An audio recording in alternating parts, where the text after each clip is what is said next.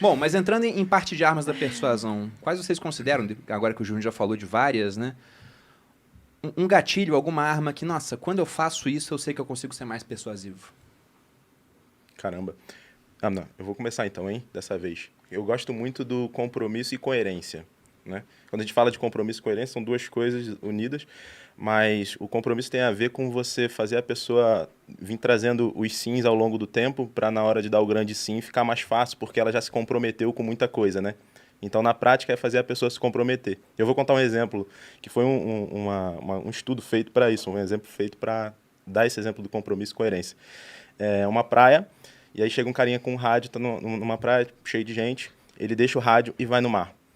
E aí vem um falso ladrão, pega esse rádio e sai correndo. Apenas 20% dessas pessoas que estão ao redor, elas tomaram alguma ação. Foram atrás da pessoa, ou avisaram a pessoa que estava na... Foram atrás do ladrão, ou avisaram quem estava no mar e tudo mais. E aí teve uma segunda parte desse exercício aí, né? Ele chegou de novo com o rádio, deixou o rádio na areia, e aí ele pediu às pessoas, né?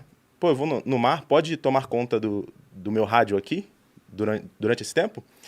E daí ele foi no mar, e aí veio o falso ladrão, e aí 95% das pessoas tomaram alguma ação sobre aquela situação, né? Foram atrás do ladrão, pegaram o cara e tudo mais.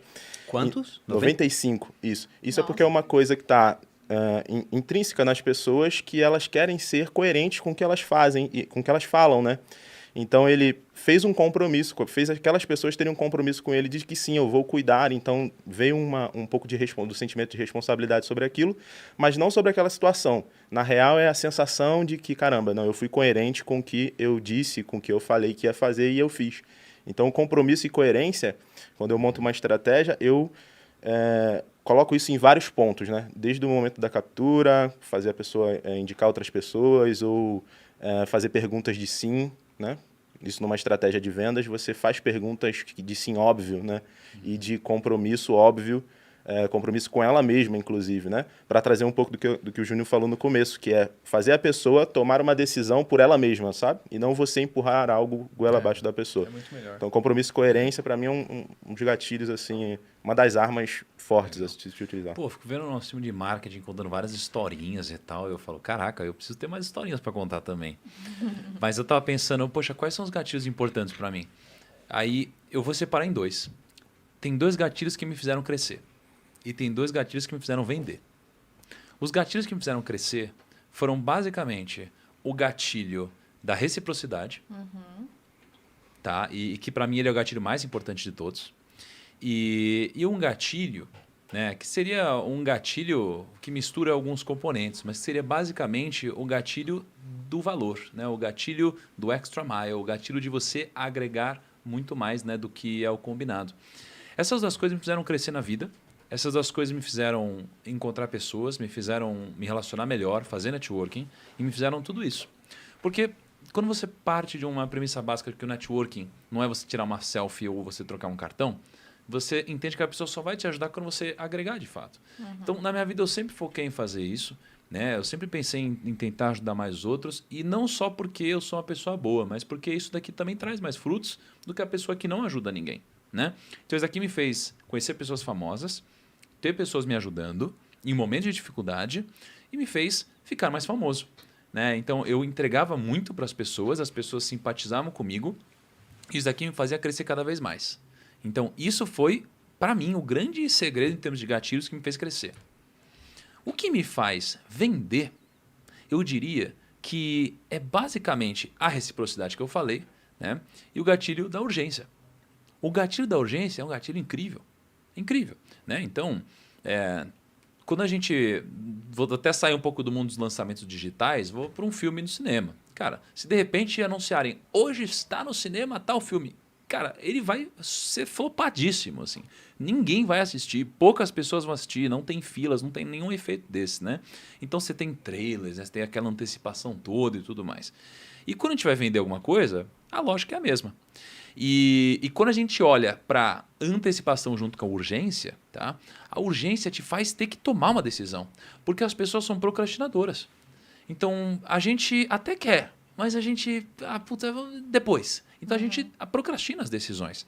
E uma coisa que eu tenho visto bastante recentemente é, por exemplo, eu sou uma pessoa que eu me converti, né? Recentemente, acredito em Jesus e tudo mais, sigo Jesus.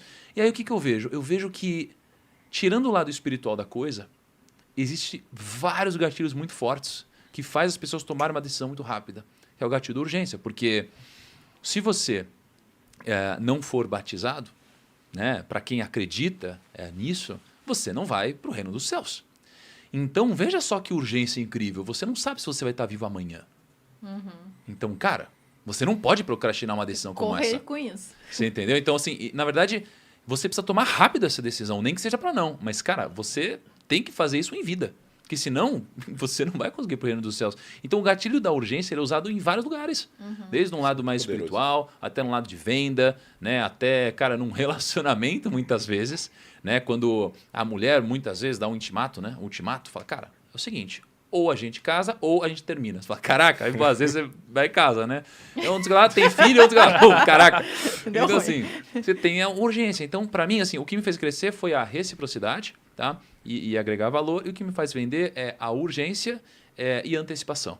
Tá? Então, esse para mim é o grande segredo da venda e o grande segredo do crescimento. Eu acho Boa. que eu sei porque que eu tô casado, viu? Eu Eu acho joguei um gatilho da urgência ali, viu?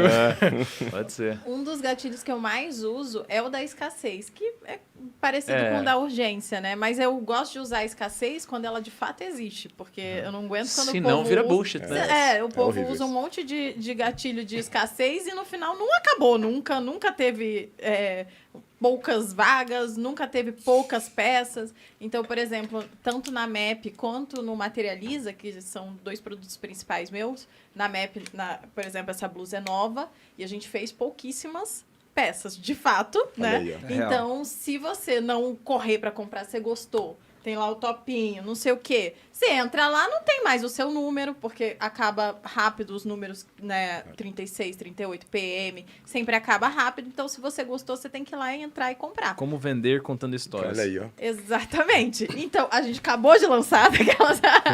Mas é um gatilho que eu sempre uso do mesmo jeito, por exemplo, Materializa. Eu passo um tempão antecipando a ideia, né? Tô desde já, olha, Materializa vai abrir em junho, para a pessoa já se preparar. Em junho eu abro e fica uma semana, às vezes menos, às vezes geralmente 5 dias aberto. E se você não entra naquela turma, você vai só conseguir entrar no final do ano, em agosto, outubro, sei lá, quando eu vou abrir outra turma.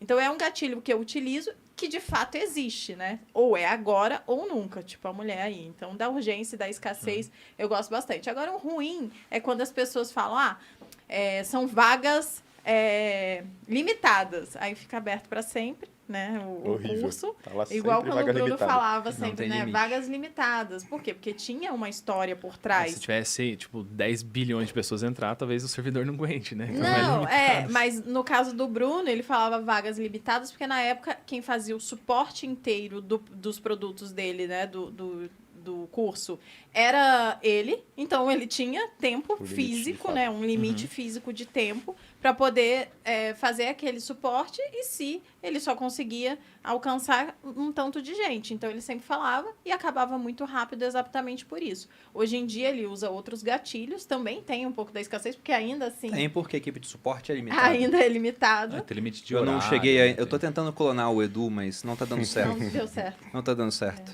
Tem também os brindes Tem ali, certas né? barreiras Tem éticas todos também. os por exemplo. bônus. Pirula, que- Os presentes também, que ajudam na escassez e tudo Sim. mais. Sim. As NFT. Mas é um A que eu- NFT é super escassa. Super escasso. Não, continua, amor, te interromper. Não, só pra finalizar, é um dos gatilhos que eu mais uso, que eu gosto bastante, que eu acho que funciona, mas tem essa questão, tem que ser real. E eu acho que como eu sou bem coerente, bem verdadeira, as pessoas de fato acreditam Sim. e levam em consideração, porque é de verdade mesmo.